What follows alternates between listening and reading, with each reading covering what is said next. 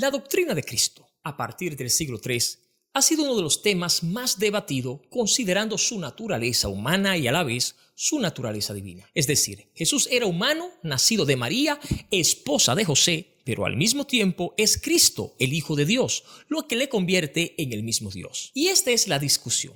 ¿Qué porcentaje de Jesús es divina y qué porcentaje es humana al mismo tiempo? ¿En qué momento Jesús se convirtió en Cristo? ¿O desde la eternidad o ya lo era? Estas y otras preguntas las estaremos respondiendo en este video. Por lo tanto, te invitamos a ver todo el desarrollo de esta clase. Saludo, Dios te bendiga. Soy su maestro Juan de León Gutiérrez y esta es su clase de Cristología. Si le interesa participar de nuestro seminario, solo debe suscribirse en nuestro canal de YouTube, regalarnos un me gusta, registrarse en nuestro sitio web www.seminarioelteologobiblico.org y tendrá acceso a todos los cursos que tenemos disponibles de una manera gratuita. Además, si desea apoyar nuestro ministerio, en la parte de la descripción le dejaremos el enlace de Patreon. También le dejaremos un video que explica el programa de este curso. La doctrina de Cristo, después de la Reforma hasta el siglo XIX. La Reforma no trajo ningún cambio notable en la doctrina de la persona de Cristo. Tanto la Iglesia de Roma como la Iglesia de la Reforma o Reformada suscribieron la doctrina de Cristo tal como fue formulada por el Concilio de Calcedonia. Recuerde que en la clase anterior hablamos sobre este concilio. Bueno, sus importantes y profundas diferencias estaban en otra parte. Hay una peculiaridad de la cristología luterana que merece mención especial. La doctrina de Lutero acerca de la presencia física de Cristo en la cena del Señor condujo al concepto característicamente luterano de la communicatium idiomatum, es decir, que cada una de la naturaleza de Cristo empapa a la otra y que su humanidad participa de los atributos de su divinidad. En pocas palabras, la naturaleza humana de Jesús humaniza la parte divina y la divina hace que la humana sea divina. De aquí el concepto Dios-hombre, hombre-Dios. De esta manera la cristología luterana sostiene que los atributos de omnipotencia, omnisciencia, omnipresencia fueron comunicados a la naturaleza humana de Cristo en el momento de la encarnación. Naturalmente se presenta la pregunta de cómo puede armonizarse esto con lo que sabemos de la vida terrenal de Jesús. Esta pregunta condujo a una diversidad de opiniones entre los teólogos luteranos. De esta manera ellos justifican este planteamiento sosteniendo que Cristo hizo a un lado los atributos divinos recibidos en la encarnación o que hizo uso de ellos solo en ciertos casos especiales. En tanto que otros dijeron que siguió en posición de ellos durante toda su vida terrenal, pero que lo escondió o que los usó nada más en secreto. Algunos luteranos actualmente parecen inclinarse a desechar esta doctrina. Los teólogos reformados vieron en esta doctrina luterana una especie de eutiquianismo o fusión de las dos naturalezas en Cristo. Revise la clase anterior sobre la cristología de los eutiquianos.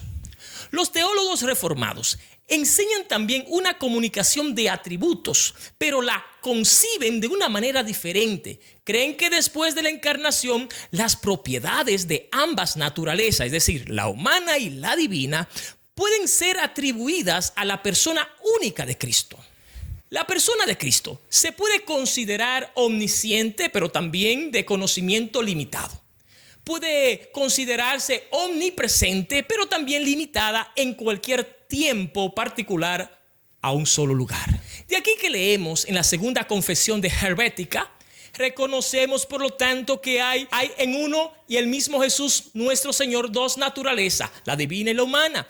Y decimos que estas dos se encuentran tan enlazadas o unidas que no pueden absorberse, confundirse o mezclarse entre sí, sino que más bien se unen y se juntan en una persona, conservando cada una por separadamente sus propiedades e identidades. De tal manera que adoramos a un Cristo nuestro Señor y no dos. Por lo tanto, no podemos pensar ni enseñar, según ellos, que la naturaleza divina en Cristo sufrió o que Cristo, según su naturaleza humana, está todavía en el mundo y de la misma manera en cada lugar. Es decir, Jesús era hombre y al mismo tiempo Dios, pero dos naturalezas separadas y convivían en un mismo cuerpo, pero sin mezclarse. Es decir, cada naturaleza mantuvo su esencia natural, permaneciendo lo que eran por naturaleza, la humana humana y la divina divina.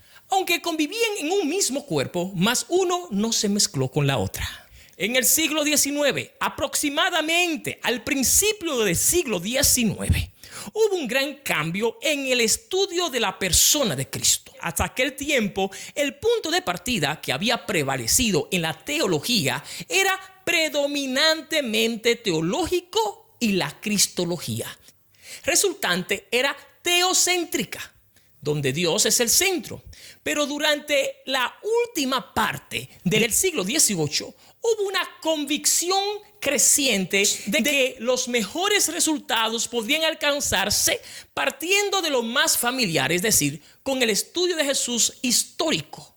Así fue como se introdujo lo que se llama el segundo período cristológico. El punto de vista fue antropológico, enfocado en la parte humana o en la humanidad. Y el resultado fue antropocéntrico, donde la parte humana o lo humano era el centro, no lo divino. Es decir, fue un punto de vista bastante humanista, los cuales demostró ser destructivo para la fe de la iglesia. Se hizo una distinción perniciosa y de mucho alcance entre el Jesús histórico bosquejado por los escritores de los evangelios y el Cristo teológico, que fue el fruto de la fértil imaginación de los pensadores teológicos y cuya imagen se refleja ahora en los credos de la iglesia. El Cristo sobrenatural dio lugar a un Jesús humano y la doctrina de las dos naturalezas a la del hombre divino. Un gran teólogo de aquel tiempo, Charles Marcher, se colocó a la cabeza del nuevo desarrollo. Reconoció a Cristo como una nueva creación en la cual la naturaleza humana se eleva al plano de la perfección ideal. No obstante, el Cristo descrito por Charles Marcher con dificultad podía considerarse más arriba del nivel humano. Lo singular de la persona consiste en el hecho de que posee un sentido de unión perfecta e inquebrantable con lo divino y que también cumple plenamente el destino del hombre en aquel carácter suyo de inmaculada perfección. Su dignidad suprema encuentra su explicación en una presencia especial de Dios en él y en la conciencia de Dios que singularmente tuvo. En pocas palabras, para Charles Marcher, Jesús no era más que un hombre común, pero con una conciencia divina, lo que significa que para él Jesús no era Dios. La concepción de Cristo que tuvo Eher es parte esencial de su sistema panteísta del pensamiento. Para él, el verbo se hizo carne significa nada más que Dios se encarnó en la humanidad, de tal manera que la encarnación en realidad expresa la unidad entre Dios y el hombre, lo que indica que Dios está en todos los humanos. Es decir, todo hombre es Dios, ya que Dios está en todo hombre.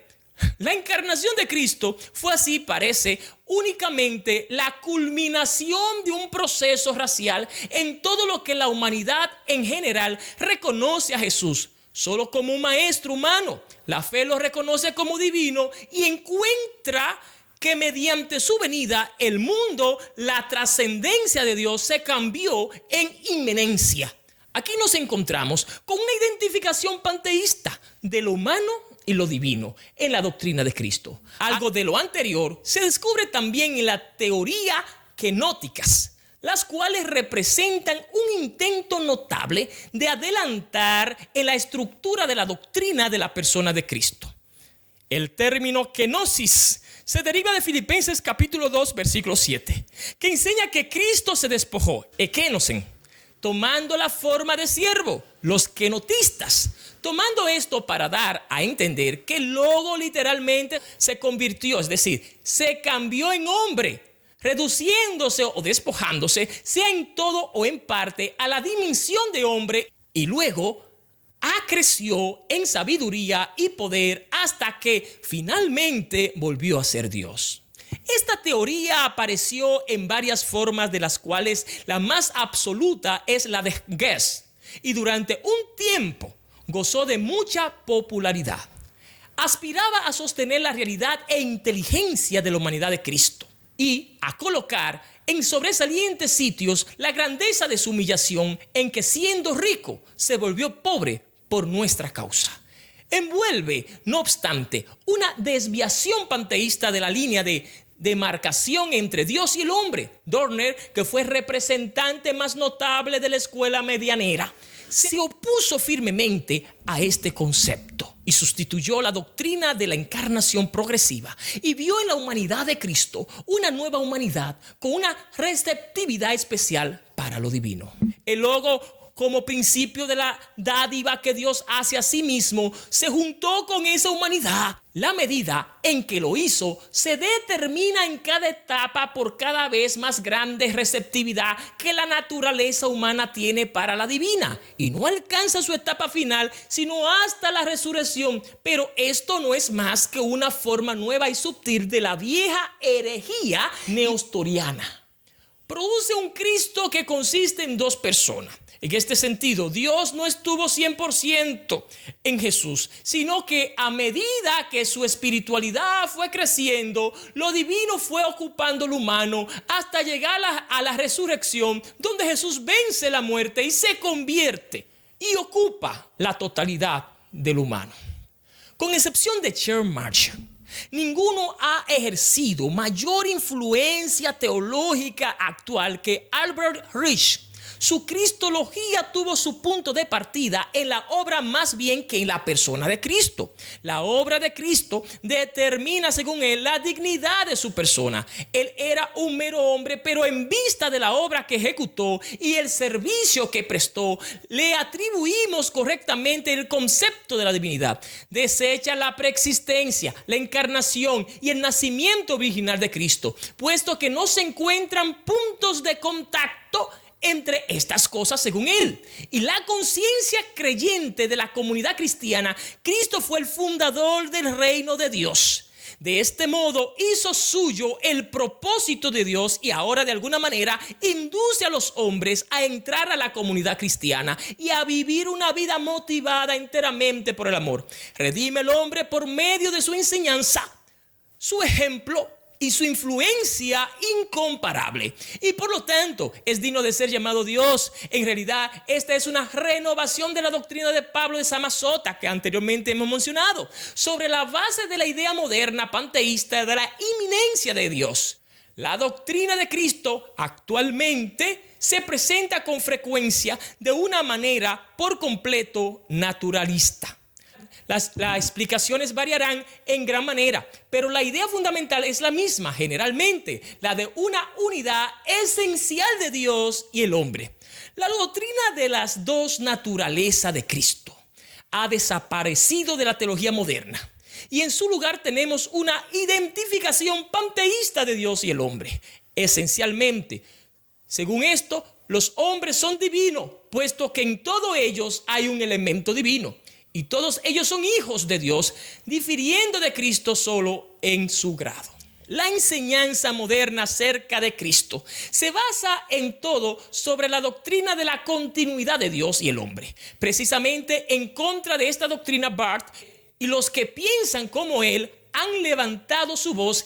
Hay en algunos círculos en la actualidad señales de un retorno de la doctrina de las dos naturalezas. Micklem confiesa en su obra What is the Faith, que es la fe, que por muchos años afirmó confiadamente que debía abandonarse el reconocimiento a Cristo de dos naturalezas en una persona, pero que ahora ve que tal afirmación descansa sobre un error. Esperamos que esta clase haya servido de mucho para su desarrollo espiritual y su conocimiento sobre la persona de Cristo. Recuerden suscribirse, y que en el área de la descripción de este video está el link del programa de este curso. Soy su maestro, Juan de León Gutiérrez, y será hasta la próxima clase. Que Dios les bendiga. Bye.